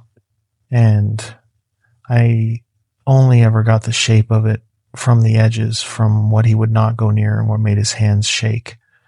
But he told the searchers one thing, one time, the first night before he closed up for good. He told them he had hidden. He said his father had gone off after a wounded deer into a low fog and had not come back, and the son had gone to look and had heard his father calling and had followed the calling, and the calling had led him wrong, deeper in, around in a circle, and he had come to understand, somewhere in there, that the thing calling in his father's voice was not his father, was ahead of him now, where his father could not be, was between him and the way out, and he had done the only thing his body would let him do. He had gone to ground under a windfall, and gone still and stayed still, while his father's voice walked around and around the windfall, in the fog calling his name, his own name, in his father's exact voice. All night, patient, close, calling him to come out, and he had not come out. He had lain there and let his own father call him by name until the sun came up and the voice went away, and then he had crawled out and run, and he never went near a tree again. They searched a week for the father, Thomas said. They found his rifle. They found one boot, and in a little opening on the bench, in the ferns, a searcher found a deer skull sitting up clean and square on the moss with no deer around it, facing the way the man had gone in, and the searcher thought nothing of it and kicked it over and went on, because he did not know what I know, that it was not a deer skull, that it was the wrong size and the wrong shape, and it was set up too neat. And I have thought many times of that man walking out of Sector 4, having kicked over the only grave that father would ever have. They wrote it up as a fall, unstable ground. And I read that report as a young ranger, Thomas said, and I did not believe it because I had talked to the son, I had sat with him the way I am sitting with you, and a man does not come out of a simple fall the way that boy came out. So Thomas had gone to the old man on the reservation, an old man who was already old then, because there had always been a knowing in that country older than the Forest Service and its forms, and the old man had heard him out and had been quiet a long time and then had told him what the son could not, had given him the word that came closest to Weaver, and the rule about stillness, and the truth about the copying and the leavings, and had told him one more thing that Thomas had never forgotten, which was that the woods did not used to be so hungry, that in the old man's grandfather's time you gave the deep places their distance and their offerings, and they let you be, and that it was the cutting that woke the worst of them, the taking and the taking, and that a hungry thing that has been fed on grief a long time does not go back to sleep. And then the old man had told Thomas to close the unit and keep it closed and tell no one why, because there was no telling it that did not make it worse. And Thomas had gone back and spent the next years finding reasons on paper to shut Sector 4, a hazard here, an unstable slope there, until the closure held. And then he had cut the district lock and hung his own behind it, and he had carried the key for 30 years. We sat on his porch a long time after that. The gray came down toward dark, and the ridge went blue and then black, and Thomas breathed his terrible breath beside me, and I understood that he had carried this alone for 30 years. The key to the new lock and the knowledge of what it kept in, and that he had never told the office because the office would have wanted it measured and classified and made into a hazard with a form, and there was no form for it, and telling it wrong would only have sent young men in to see for themselves. So he had cut a lock and welded it and cut it again, and hung his own lock behind it and carried the key up and down that country for 30 years, until his lungs gave out and he could not carry it up the last hill, and I had come along in the gap and walked right in. Before I left, he said one more thing, and I did not understand yet why he said it, though I would. He said, "They copy what they kill. Remember that. It is the thing about them nobody thinks all the way through. Whatever they take the pattern from, that is what they become, all the way down, the strong and the weak of it both. They cannot help it. They are the best copy in the world, and a copy is all they are." He looked out at the Black Ridge. Then he said, "Go home to your wife, Ben. Do not come back up here. And do not, whatever you hear, whatever they send you, go back into Sector 4. There is nothing in there worth a life, and it has taken enough of mine." I went home to my wife. I did not go back up the North Fork. And for a month I did not go back into Sector 4, and I thought, God help me, I thought it was over. The peace lasted until the parcel came back. A lawyer started the whole thing, some heir to the private ground on the east side of Sector 4 who wanted the line settled, and settling the line was why I had been sent in to walk it in the first place. Well, a walked line is not the end of it, not when lawyers are involved. Once the boundary was reestablished on the ground, it had to be monumented, which means a licensed surveyor, a real one, a professional land surveyor with a stamp, has to go out and set brass caps in concrete at the corners and file a record of survey that will hold up in a court. And my flagging and my lath stakes were not that. They were just the trail I had cut for the man with the stamp to follow. The district did not have such a man. So they hired one contract surveyor out of the valley, and the contract went to a young outfit that bid it cheap, and the young outfit sent a young man. His name was Aaron Volk. I never met him. I never once laid eyes on him, and I have his face memorized anyway. Off the flyer, off the news, a round, open 26-year-old face under a hard hat, grinning at a camera on some job in the sun, and I have carried that face for 2 years the way I carry the skull and the beat, because Aaron Volk walked into Sector 4 on my flagging. He followed my pink ribbons and my lath stakes east along the bench, doing his job, setting his corners, trusting the trail the last man cut, and the last man was me. And I had not left one word of warning on any of it, because how could I have?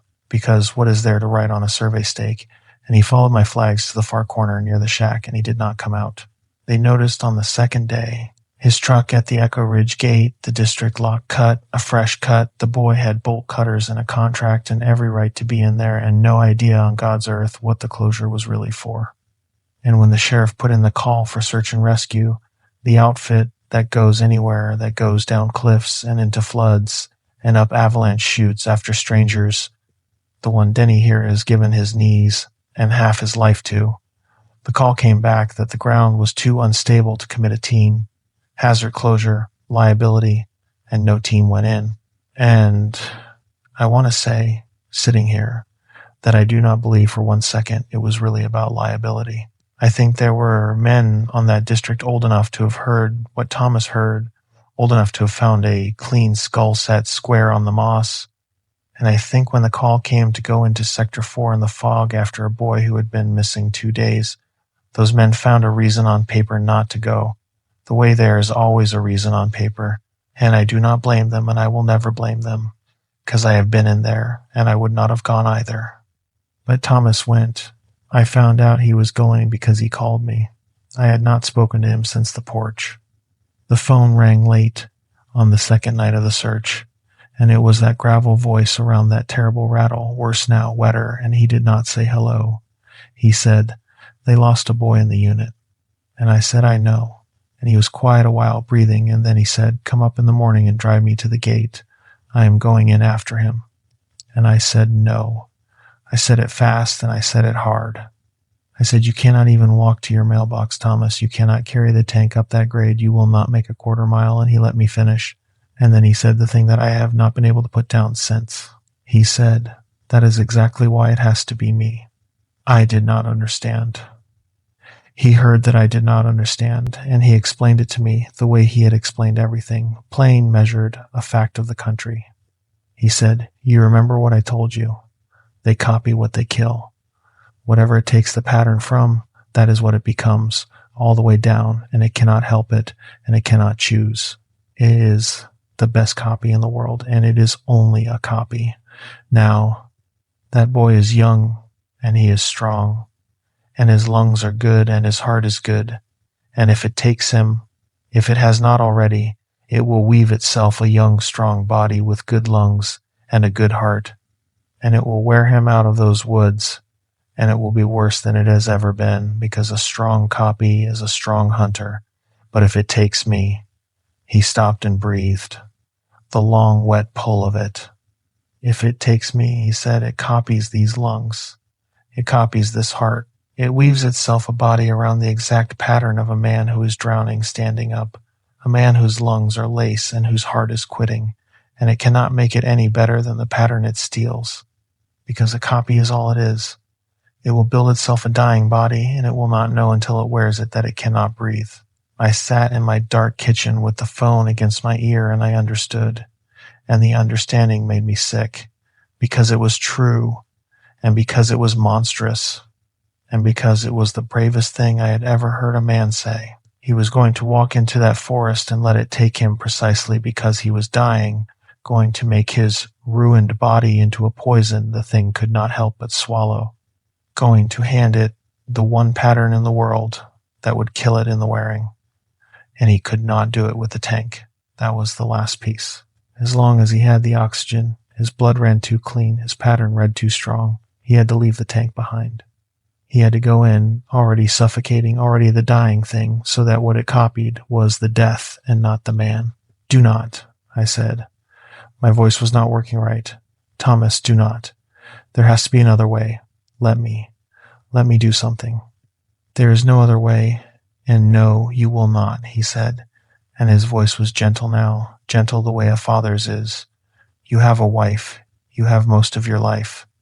I have 3 months of this chair and this tank and this rattle, and I have 30 years of carrying that key and wondering if I was a coward for locking it away instead of ending it.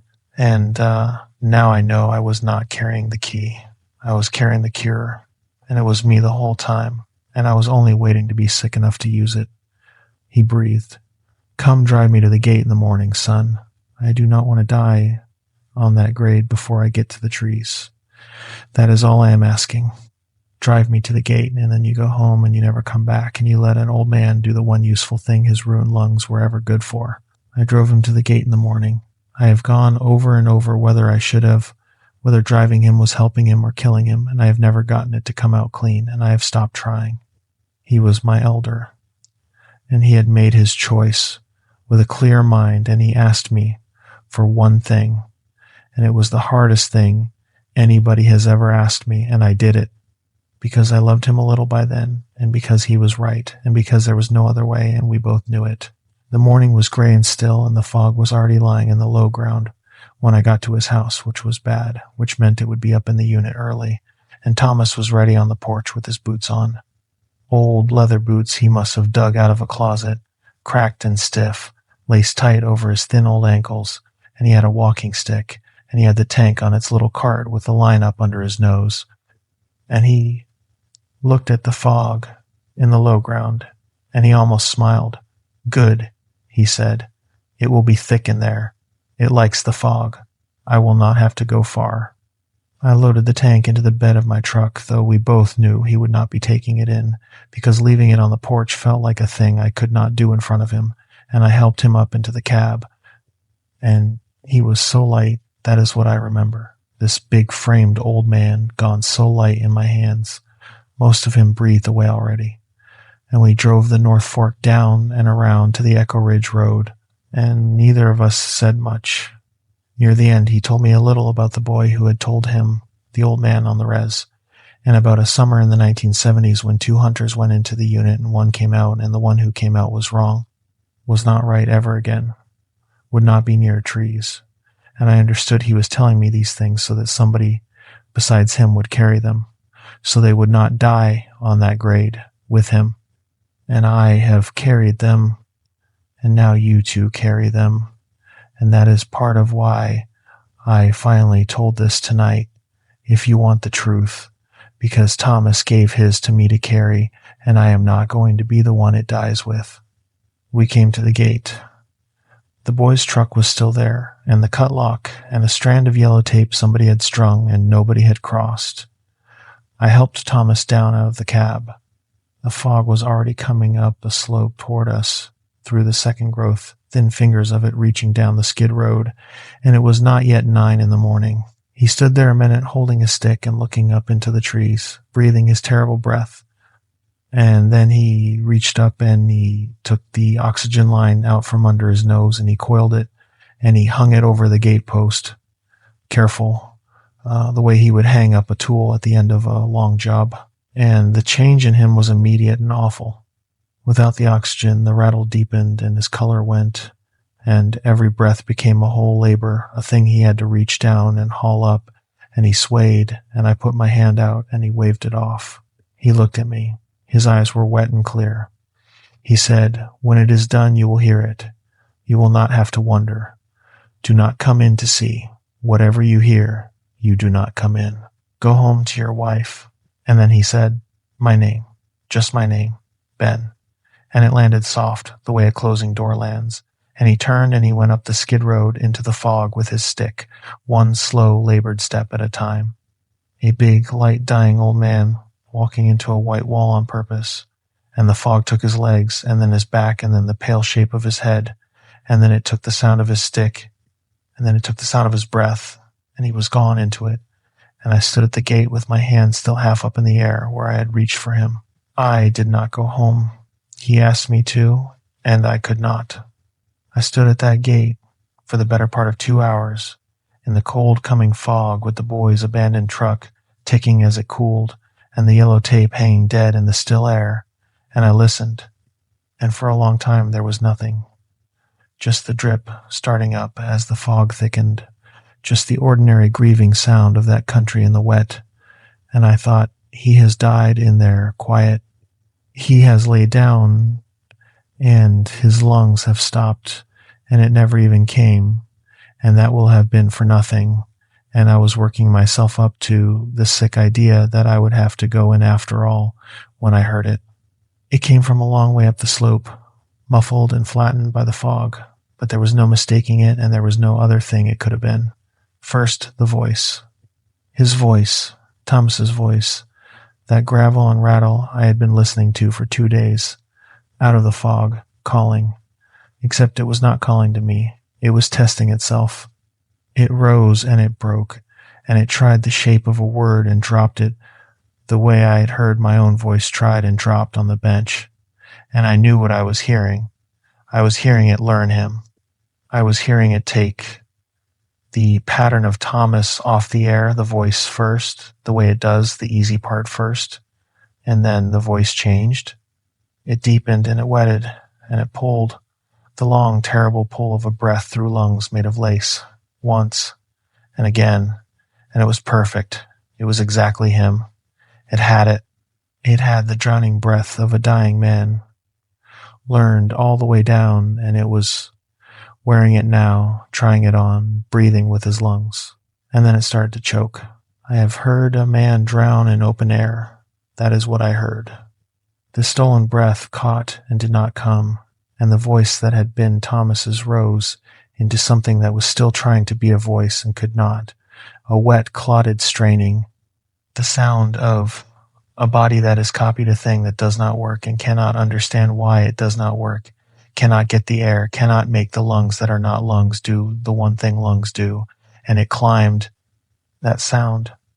It climbed higher and more frantic and wetter, a whole huge thing panicking inside a body it had built to drown in, and under it, growing, came a sound of wood, a creaking, a groaning, the sound of a great weight of green wood straining against itself, and then a crack, sharp, a whole limb going, and another, and the groaning became a tearing, and the tearing became a long splintering roar as something enormous came apart all at once, up there in the fog, a wet, ripping crash of a thing the size of a tree collapsing into its own pieces, and it went on longer than a falling tree goes on. It kept coming apart, and the drowning voice inside it was swallowed up in the coming apart and did not finish. And then, all at once, there was no sound at all. The fog held its breath. I held mine, and into the silence, soft, from far up the slope, came a last sound, a light dry patter, a long sighing settle, the sound of a great deal of something dry falling gently onto the forest floor, the sound of the hole inside of a rotten log letting go at once, and then even that stopped, and the drip came back, one drop and then another, and the ordinary grieving wet of the country closed back over the place where the sound had been, and I knew that it was done, and I knew that Thomas was gone, and I knew that whatever had worn him for those last few seconds was scattered across the floor of Sector 4, in a drift of wet sawdust and dead leaves, choked to death on a dying man it could not help but copy. I did not go in. He told me not to, and this time I listened, because there was nothing left in there I could carry out that would not break me to carry, and because the fog was full up the slope now, and because whatever door I had crawled out of once does not open twice for the same man, and I knew it. I stood at the gate a while longer, in the settling quiet.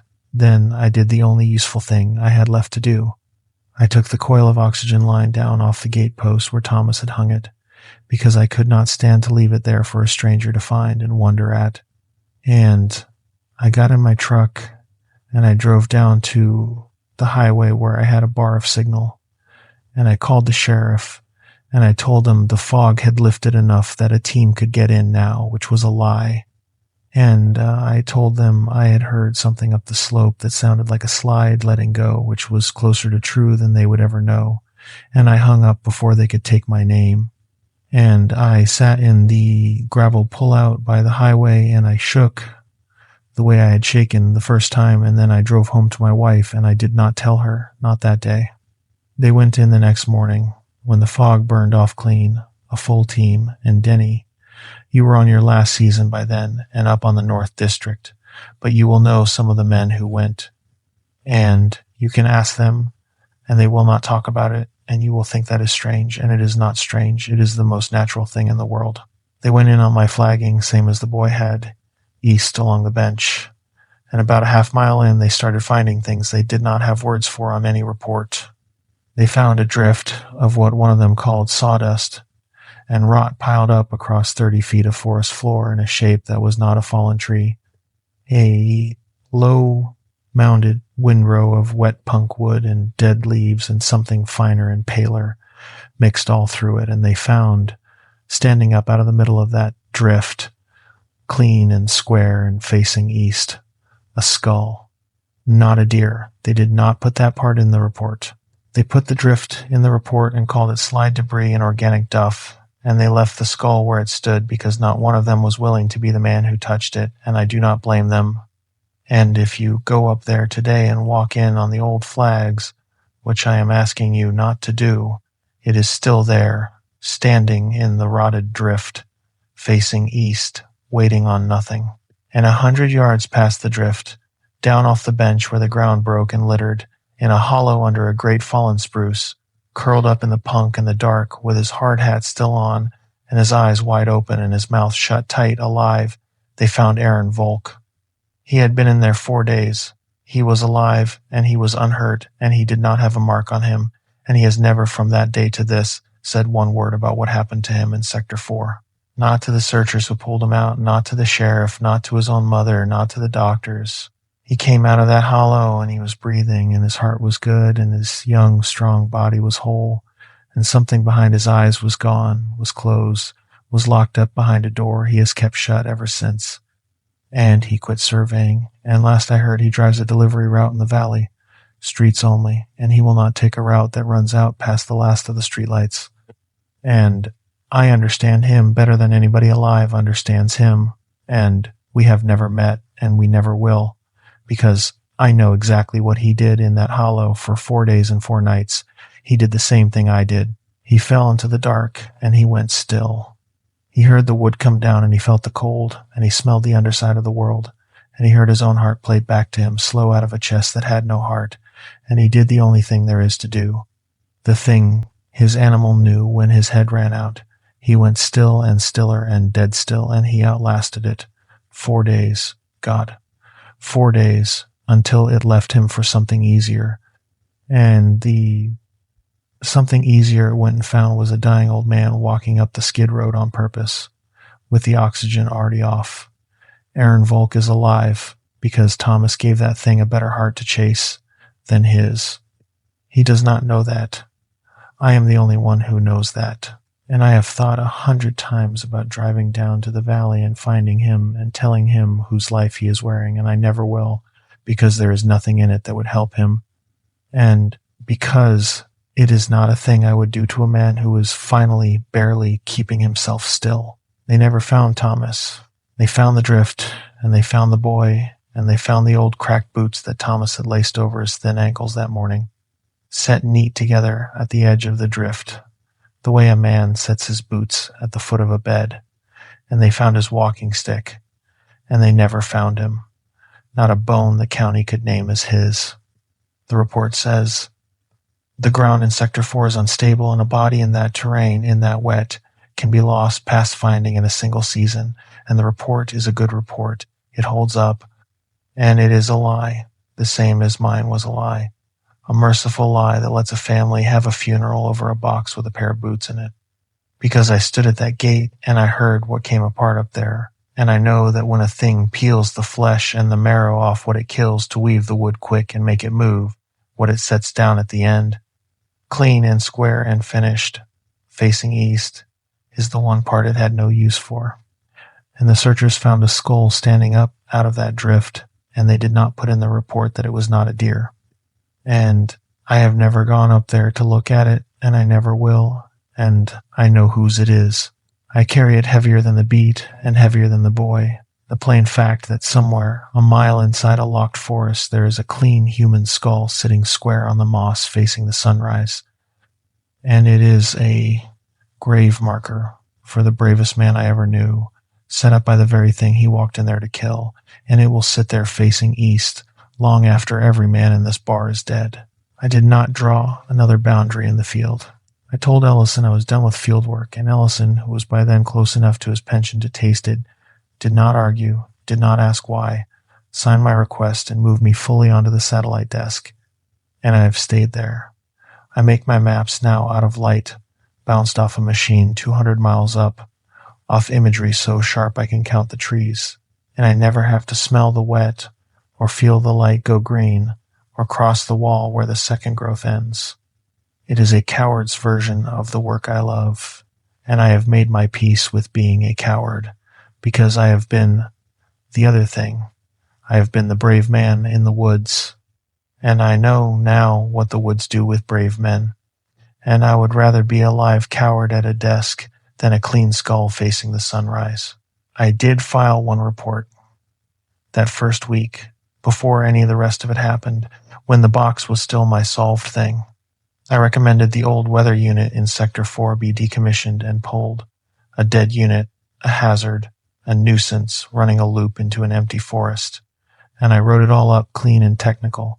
Cracked panels and swollen cells and a shorted lead, and it went into the system. And a year later I saw in the maintenance log that a crew had gone in after the slide cleared and pulled the unit and hauled it out and logged it destroyed. So the box is gone now. There is no unit in Sector 4 anymore. No panels, no cells, no chip, no voice. And I think about that more than a sane man should, because it means that if a person stood on that bench today in the fog, there is no longer any box in all that forest for a voice to come out of, no wire to short, no machine to blame, nothing at all out there that could make a sound in a dead man's voice. and I think about the fact that the voice would come anyway and where it would be coming from, and I have to stop thinking about it. And I make my maps out of light bounced off a machine 200 miles up, and I never, ever look too long at the green square where Sector 4 sits on the imagery, because the imagery is sharp now, sharp enough to count the trees, and I am afraid that one day I will count them, and there will be one too many, standing a little apart in the wrong place that was not there the past before.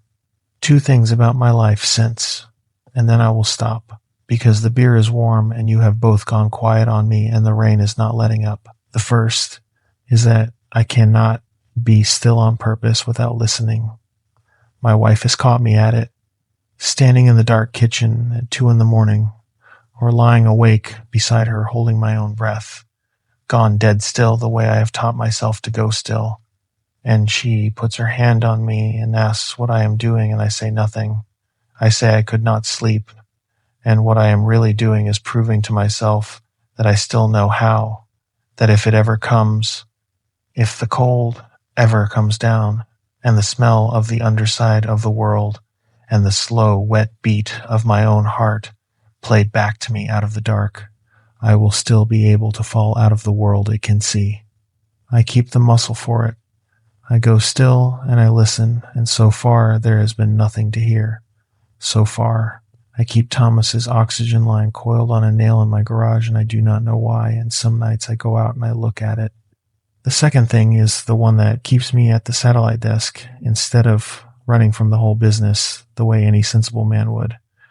Thomas killed one. I stood at that gate and I heard him kill one, and it cost him everything, and I am glad past saying that he did it, and the boy is alive because of it. But Thomas never once said there was only one. He said them, every time. The woodweavers, he said, the way you say a kind of thing, not a name. And when he told me about the skulls he had found in 40 years of walking that country, the deer and the elk and the old bear, he said mostly deer, mostly elk. And he did not finish it, and I did not make him.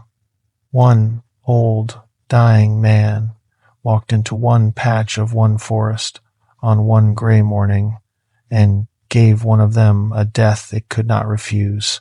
And the forest is large, and it is old, and it has been hungry a long time, and it is still there, green and unbroken on every map I have ever drawn, the part we leave alone. My maps show it green. That is all a map can show. Green is the color we use for the places nobody has measured, and I used to think that meant the places that were safe. So that is the real reason they will not let anybody into Sector 4. Not unstable ground, not liability, a dead man's lock behind a district lock, and behind the lock a forest that wove itself a body out of a deer and a boy could not name and set the leavings up facing the sun, and one of them is scattered across the floor in there now, choked on an old man's dying breath. And how many are not, nobody knows, because the only man who ever counted them is scattered in there too. Facing east, nobody said anything for a while. The rain kept on against the tin. The salmon in the window buzzed and lit its middle third and went dark and lit again. Then he had his hands flat on the table on either side of his untouched beer, and he was looking past me at the black glass of the window with the rain running down it, and Cole, who jumps out of airplanes into fires and has never, in 20 years, run out of something to say, had nothing to say. The little tower of phones sat in the middle of the table, 3 dark screens, no signal down in the hollow, nobody able to reach us, and nobody able to reach out. After a long time, Denny reached over without looking and slid the whole stack of phones toward himself, and he picked his up off the top, and he turned it over in his big hands, and he looked at the dark dead screen of it, at a thing that could not get a signal in that valley any more than a radio could get a signal a mile inside the old growth, and he set it back down, face up, gently, like a thing he had decided he would rather keep close. Then he got up and went to the bar and bought the rest of the beer, and he did not call it a desk job, and neither of them ever has again.